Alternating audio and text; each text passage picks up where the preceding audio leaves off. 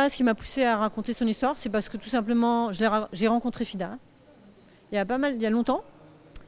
Et j'ai senti qu'elle avait à la fois un rapport à la langue, elle parle énormément de langues, et une façon d'approcher n'importe qui, quelle que soit sa langue, et à comprendre son univers. Et ça m'intéressait.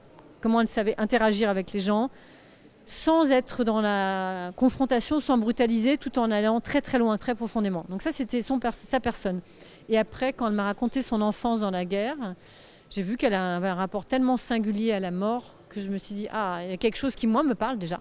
Alors que moi, je n'ai pas du tout vécu de guerre enfant et qui me paraissait essentiel. Comment, enfant, on bouge, la frontière entre la vie et la mort n'est plus la même que nous, adultes, que dans le monde normal. C'est-à-dire il n'y a plus de frontières. Pour un enfant, c'est tellement incompréhensible que, pour Fida, en tout cas, c'est ce qu'elle raconte, la vie et la mort, c'était presque pareil.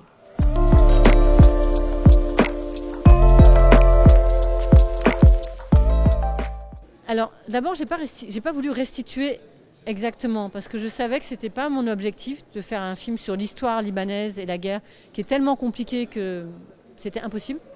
Mais je voulais restituer l'émotion de l'enfant Fida.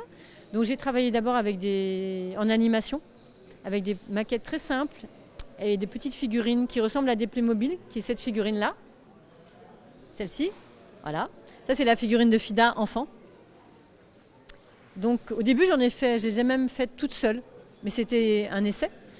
Et donc j'ai fait des premières maquettes avec un souvenir qu'elle m'avait raconté, un souvenir traumatisant de la guerre. Je l'ai montré à Fida, qui m'a dit « c'est pas du tout ça, mais c'est très fort ». Je me suis dit « il y a une piste de travail ». Donc à partir de là, j'ai fait autre chose. J'ai commencé à travailler, je lui ai montré et elle a accepté le film, alors qu'au début elle voulait pas replonger dans sa mémoire. Donc le point de départ c'était ça, c'était l'enfance, les souvenirs de Fida et l'animation, pour aller dans ces endroits-là qui étaient perdus de la mémoire. Et après, on s'est rendu compte avec Fida que ça ne suffisait pas de passer par les figurines et l'animation, qu'il fallait aussi aller rencontrer les acteurs de la guerre, qui sont les ex-miliciens. Donc il y a eu 2 tournages importants, le tournage de l'animation et le tournage de la parole. Donc c'est aussi un film de parole, c'est beaucoup un film de parole. Les mots et les non-dits, dans les échanges qu'elle a avec les ex-miliciens, que se raconte le film et se raconte la guerre. Les mots, c'est un support pour aussi faire passer quelque chose qu'on a oublié, qu'on ne veut pas oublier, qu'on essaye de sortir de l'oubli, et pour aussi faire accoucher l'autre de quelque chose qu'il n'aurait peut-être jamais dit.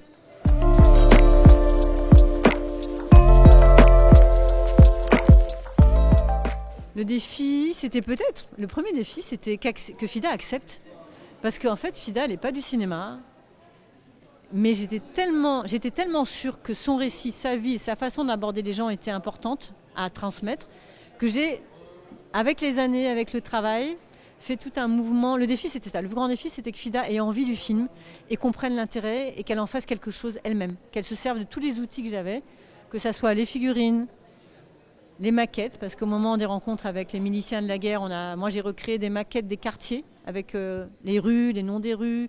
On a créé des figurines pour tous les personnages. Donc tous ces outils, c'était difficile, c'était un gros travail. Mais le plus grand défi, c'était à la fois que Fida accepte et ait envie du film, et puis après que les ex-miliciens et les civils de la guerre acceptent aussi de rentrer dans le film et de jouer le jeu. Et après, le dernier défi, c'est le montrer au monde.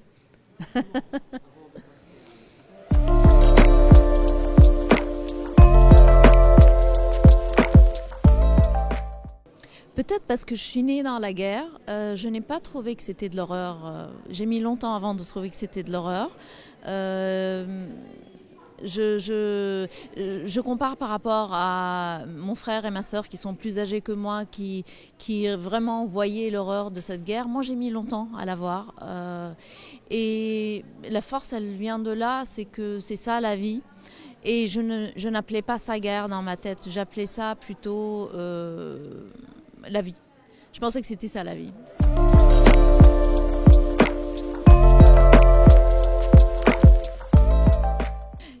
C'est-à-dire, moi j'ai grandi avec une mythologie qui disait que moi j'étais forte et qu'il pouvait m'arriver plein de choses, mais que voilà, moi je suis quelqu'un de très fort. Et j'ai mis longtemps pour récupérer un peu plus de sensibilité par rapport à ça et me dire que non, en fait j'étais très faible, j'avais très peur et c'est pas si simple que ça. Donc j'ai l'impression que plus je grandissais, plus j'acceptais ma faiblesse.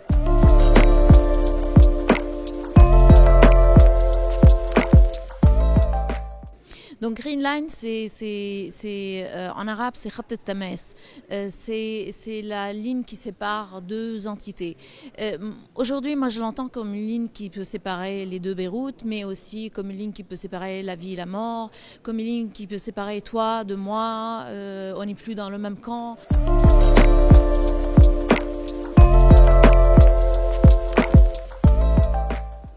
Effectivement, c'était ça dont je souffrais le plus, c'était l'absence d'explication et le peu de choses que je comprenais. Tout le monde s'entêtait à me dire que c'est pas vrai, qu'il y avait une autre explication à ça. Moi, je dirais, il faut tenir bon avec le peu qui nous semble vrai. Il faut juste tenir bon avec ça et ne pas le gommer.